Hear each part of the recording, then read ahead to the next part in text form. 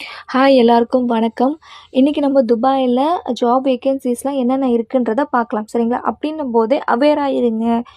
துபாயில நெறைய ஸ்கேம் நடக்கு. ஜாப் வேகன்சி ஸ்கேம்ஸஸ் நெறைய நடக்கு. லைசென்ஸ் வச்சிருக்க இன்ஃப்ளூயன்சரா இருக்கட்டும், இல்ல வந்து கன்சல்டன்சி பேஜஸா இருக்கட்டும், இவங்கலாம் வந்து பார்த்தீங்க அப்படின்னா, 50 திரகத்திலிருந்து 4000 திரகம், 5000 திரகம் வரைக்கும் காச வாங்கிக்கிட்டு, உங்களுக்கான வேலை கிடைக்குமான்னு கேட்டா கிடைக்காது. ஏன்னா, இங்க அன்எம்ப்ளாய்டு நெறைய பீப்பிள் இருக்கிறாங்க. விசா வச்சுட்டு இருக்கிற பீப்பிளும் இருக்கிறாங்க. விசிட் விசால இருக்கிற பீப்புளும் இருக்கிறாங்க. நெறைய பேர் இருக்காங்க. துபாயில ரெஃபரல் மூலியமா தான் உங்களுக்கு ஜாப் நெறைய கிடைக்கும்.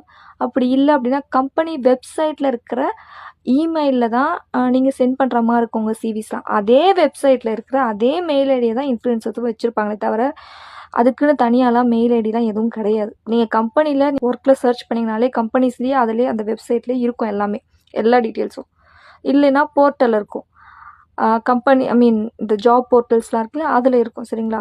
ஸோ இத தாண்டி நீங்க வந்து காசு குடுத்து தான் வரணும் அப்படின்னா, அது வந்து 99.9% ஃபேக். அந்த 1% வந்து ஏதோ எது மூலியமா யாருக்காச்சும் தப்பு தவறி கிடைச்சிருக்கும்.